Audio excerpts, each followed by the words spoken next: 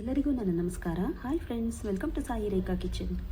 ಇವತ್ತಿನ ರೆಸಿಪಿ ಏನಪ್ಪ ಅಂದರೆ ಅವಲಕ್ಕಿ ಹಲ್ವಾ ತೋರಿಸ್ತಾ ಇದ್ದೀನಿ ಫ್ರೆಂಡ್ಸ್. ಅವಲಕ್ಕಿಯಿಂದ ಯಾವ ಥರ ಹಲ್ವಾ ಮಾಡ್ಬೋದು ಅಂತ ತೋರಿಸ್ತಾ ಇದ್ದೀನಿ. ಯಾರೆಲ್ಲ ಸಬ್ಸ್ಕ್ರೈಬ್ ಆಗಿದ್ದೀರೋ ಅವ್ರಿಗೆಲ್ಲ ಥ್ಯಾಂಕ್ ಯು ಸೋ ಮಚ್. ಇದಕ್ಕೆ ಬೇಕಾಗಿರೋ ಇಂಗ್ರೀಡಿಯೆಂಟ್ಸ್ ನೋಡೋಣ ಬನ್ನಿ. 1 ಬೌಲಷ್ಟು ಅವಲಕ್ಕಿ ತೊಗೊಂಡಿದ್ದೀನಿ, ಸೇಮ್ ಮೆಜರ್ಮೆಂಟ್ ಕಪ್ಪಲ್ಲಿ. 1 ಬೌಲಷ್ಟು ಕಾಯಿ ತುರಿ ತೊಗೊಂಡಿದ್ದೀನಿ, 1 ಬೌಲಷ್ಟು ಬೆಲ್ಲ, ಮತ್ತು 2.5 ಕಪ್ಪಷ್ಟು, ಈ ಮೆಜರ್ಮೆಂಟ್ ಕಪ್ಪಲ್ಲಿ 2.5 ಕಪ್ಪಷ್ಟು ಹಾಲು ತೊಗೊಂಡಿದ್ದೀನಿ. ಗಟ್ಟಿ ಹಾಲು ಹಾಕಬೇಕು, ಇಲ್ಲಾಂದರೆ ಮಿಲ್ಕ್ ಪೌಡರ್ ಆದರೂ ನೀರಲ್ಲಿ ಕಲಸಿಟ್ಕೊಂಡು ಹಾಕ್ಬೋದು. ನಾನು ಮಿಲ್ಕ್ ಪೌಡರನ್ನ ತೊಗೊಂಡಿದ್ದೀನಿ. ಮತ್ತು ಸ್ವಲ್ಪ ಶುಂಠಿ ಪೌಡರು, ಮತ್ತು ಒಂದು ಮೂರು ಏಲಕ್ಕಿ ತೊಗೊಂಡಿದ್ದೀನಿ. ಸ್ವಲ್ಪ ತುಪ್ಪ ಬೇಕಾಗತ್ತೆ, ಅವಾಗವಾಗ ಹಾಕೋಕ್ಕೆ ತುಪ್ಪ ಸ್ವಲ್ಪ. ಫಸ್ಟಿಗೆ ಏನು ಮಾಡೋಣ ನೋಡೋಣ ಬನ್ನಿ. ಫಸ್ಟಿಗೆ ಒಂದು ಮಿಕ್ಸಿ ಜಾರ್ಗೆ ಅವಲಕ್ಕಿ ತೊಗೊಂಡಿದ್ನಲ್ಲ, ಅವಲಕ್ಕಿನ ಹಾಕ್ಕೊಂಡ್ಬಿಡ್ತಾ ಇದ್ದೀನಿ. ಅವಲಕ್ಕಿನ ಫೈನ್ ಪೇಸ್ಟ್ ಮಾಡ್ಕೊಬೇಕು ಫ್ರೆಂಡ್ಸ್.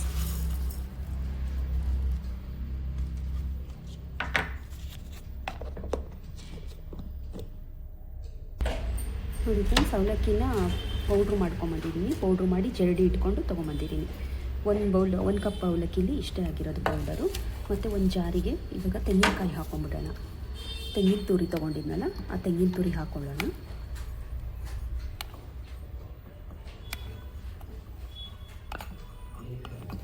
ಈ ತೆಂಗಿನ ತುರಿ ಹಾಕ್ಕೊಂಡು ಇದಕ್ಕೆ ಒಂದು ಅರ್ಧ ಕಪ್ಪಷ್ಟು ಹಾಲು ಹಾಕ್ಕೊಳ್ಳೋಣ. ಹಾಲು ಹಾಕ್ಕೊಂಡೇ ರುಬ್ಬಬೇಕು ಫ್ರೆಂಡ್ಸ್. ಇದನ್ನು ಒಂದು ಅರ್ಧ ಕಪ್ಪಷ್ಟು, ಇದೇ ಕಪ್ಪಲ್ಲಿ ಅರ್ಧ ಕಪ್ಪಷ್ಟು ಹಾಲು ಹಾಕ್ಕೊಳ್ತಾ ಇದ್ದೀನಿ. ಇದನ್ನು ಪೇಸ್ಟ್ ಮಾಡ್ಕೊಂಡು ಬರ್ತೀನಿ ಈಗ.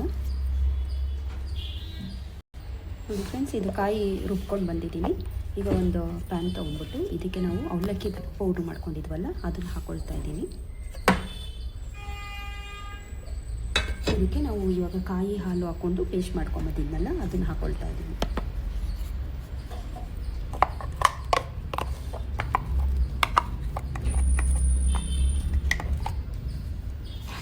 ಇದೆರಡು ಮಿಕ್ಸ್ ಮಾಡ್ಕೊಬೇಕು ಚೆನ್ನಾಗಿ.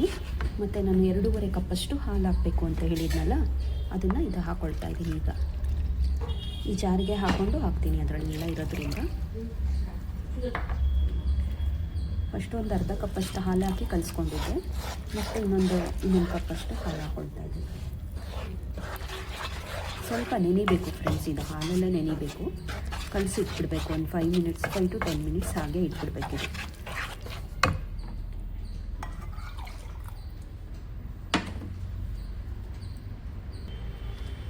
ನೋಡಿ, ಇನ್ನೊಂದು ಕಪ್ಪಷ್ಟು ಹಾಲು ಹಾಕ್ತಾ ಇದ್ದೀನಿ. ಇದಕ್ಕೆ ಚೆನ್ನಾಗಿ ಮಿಕ್ಸ್ ಮಾಡಿ ಇಟ್ಕೊಳ್ಳೋಣ.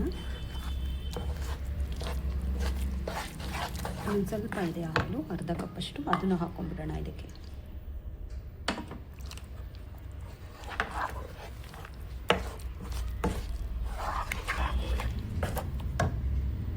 ಇದು ಕಲಸಿಟ್ಟಿದ್ದೀನಲ್ಲ ಫ್ರೆಂಡ್ಸ್, ಒಂದು 10 ಮಿನಿಟ್ಸ್ ಹಾಗೆ ಕ್ಲೋಸ್ ಮಾಡಿ ಇಟ್ಬಿಡೋಣ ಇದನ್ನು.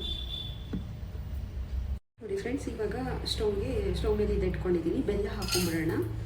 ಬೆಲ್ಲ ಹಾಕ್ಕೊಂಡು ಸ್ವಲ್ಪ ನೀರು ಹಾಕ್ಕೊಂಡು ಕರಗಿಸ್ಕೊಂಬಿಡ್ತಾ ಇದ್ದೀನಿ. ಇದೇನು ಪಾಕ ಮಾಡೋದು ಬೇಡ, ಬೆಲ್ಲ ಕರಗಿಬಿಟ್ರೆ ಸಾಕು. ಸ್ವಲ್ಪ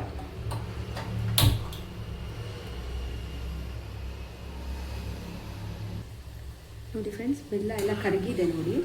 ನೀರೆಲ್ಲ ನೋಡಿ ಕುದೀತಾ ಇದೆ, ಕರಗಿದೆ. ಇದೇನು ಪಾಕ ಬರೋದು ಬೇಡ. ಅವಲಕ್ಕಿ ಏನು ಕಲಸಿಟ್ಕೊಂಡಿದ್ವಲ್ಲ, ಅದಕ್ಕೆ ಹಾಕ್ಕೊಂಬಿಡೋಣ ಇದನ್ನು. ನೋಡಿ, ಬಾಣಲೆಗೆ ಫಿಲ್ಟ್ರ್ ಮಾಡ್ಕೊಂಡಿದ್ದೀನಿ ಬೆಲ್ಲನ. ಕಸ ಇದ್ದರೆ ಅಂದ್ಬಿಟ್ಟು ಫಿಲ್ಟ್ರ್ ಮಾಡಿ ಹಾಕ್ಕೊಂಡಿದ್ದೀನಿ.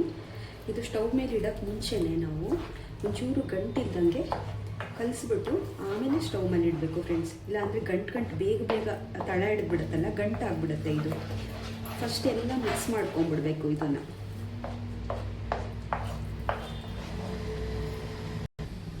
ನೋಡಿ, ಇದು ಫುಲ್ ಕಲಸಿ ಇಟ್ಕೊಂಡಿದ್ದೀನಿ. ಇವಾಗ ಸ್ಟವ್ ಮೇಲೆ ಇಟ್ಕೊಂಡ್ಬಿಡೋಣ ಇದನ್ನು. ಸ್ಟವ್ ಮೇಲೆ ಇಟ್ಕೊಂಡು ತಿರುಗಿಸ್ತಾನೆ ಇರಬೇಕು. ಮೀಡಿಯಮ್ ಫ್ಲೇಮಲ್ಲಿ ಇಟ್ಕೊಂಡ್ರೆ ಸಾಕು. ಕೈ ಬಿಡ್ದಲೇ ಇದ್ದಂಗೆ ತಿರುಗಿಸ್ತಾ ಇರಬೇಕು ಇದನ್ನು. ಇಲ್ಲಾಂದರೆ ತಳ ಹಿಡಿದ್ಬಿಟ್ಟು ಗಂಟಾಗ್ಬಿಡುತ್ತೆ ಇದು.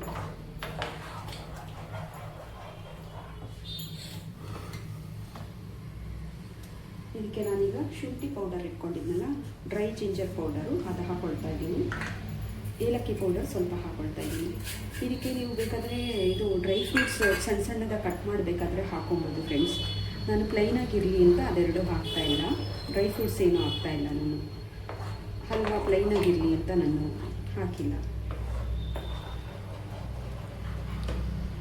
ಈಗ ಒಂದು ಸ್ವಲ್ಪ ತಿರುವಾಗಿದೆ. ಇದಕ್ಕೊಂದು ಸ್ವಲ್ಪ ತುಪ್ಪ ಹಾಕೊಂಡ್ಬಿಡೋಣ. ಸ್ವಲ್ಪನೇ ತುಪ್ಪ ಹಾಕ್ಕೊಂಡು ತಿರುಗ್ತಾ ಬಂದರೆ ಅದು ಬೇಗ ಹಲ್ವಾ ರೆಡಿ ಆಗುತ್ತೆ ಫ್ರೆಂಡ್ಸ್. ಅದರಿಂದ ಇವಾಗ ಒಂದು 2 ಸ್ಪೂನಷ್ಟು ತುಪ್ಪ ಹಾಕಿದ್ದೀನಿ. ಒಂದು ಸ್ವಲ್ಪ ಥರವಾಗೋವರೆಗೂ ಮತ್ತೆ ತಿರುಗ್ತಾ ಇರಬೇಕು ಇದು. ನೋಡಿ ಇನ್ನೊಂದು 2 ಸ್ಪೂನಷ್ಟು ತುಪ್ಪ ಹಾಕೊಳ್ಳೋಣ ಇದಕ್ಕೆ.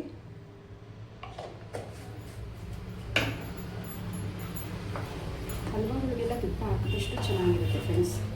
ನಾವು ಅದಕ್ಕೆ ಒಟ್ಟಿಗೆ ಹಾಕೊಳ್ಳೋ ಬದಲು ಅವಾಗವಾಗ ಮಧ್ಯದಲ್ಲಿ 1-2 ಸ್ಪೂನ್ ತುಪ್ಪ ಹಾಕ್ಕೊಂಡ್ರೆ ಅದು ಚೆನ್ನಾಗಿ ಬೇಯುತ್ತೆ. ಬಾಣಲೆಯಿಂದ ಬರೋವರೆಗೂ ನಾವು ತುಪ್ಪ ಹಾಕೊಂಡು ತಿರುಗಿಸ್ತಾ ಇರಬೇಕು ಇದನ್ನು.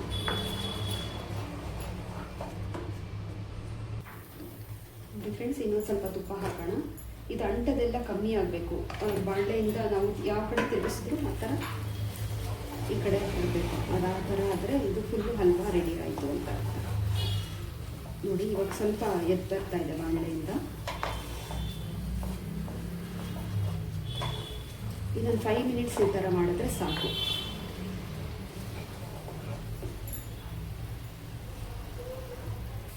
ನೋಡಿ ಫ್ರೆಂಡ್ಸ್ ಇದು ರೆಡಿ ಆಯಿತು. ಲಾಸ್ಟಲ್ಲಿ ಇನ್ನೊಂದು ಚೂರು ತುಪ್ಪ ಹಾಕ್ಬಿಟ್ಟು ತಿರುಗಿಟ್ಟು ಇಟ್ಬಿಡೋಣ.